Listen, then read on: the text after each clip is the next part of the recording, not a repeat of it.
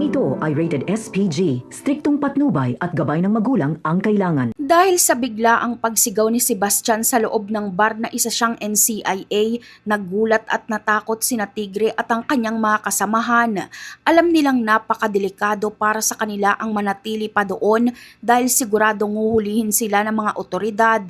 Kaya naman, mabilis silang lumabas ng bar at agad sumakay sa kanilang sasakyan at pinaharurot ito para tumakas. Ngunit hindi basta-basta papayag si Gabo na makatakas si Tigre ng ganun na lamang.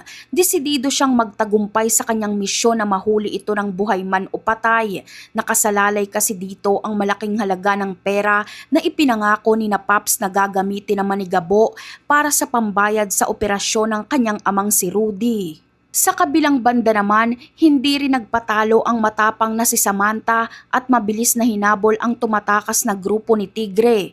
Hindi pwedeng mabigo si Sam dahil nakataya rito ang kanyang magandang reputasyon bilang isang alagad ng batas. Higit sa lahat, gusto niyang maging proud sa kanya ang kanyang amang si Ricardo, kaya handa niyang gawin ang lahat kahit pa mapahamak ang kanyang sariling buhay. Ngunit talagang susubukin ng tadhana ang kakayahan ni Sam sa pagkakataong ito. Mas naging mabilis at matalino si Tigre kaya nagawa niyang maisahan at maunahan ang dalaga sa kanilang habulan.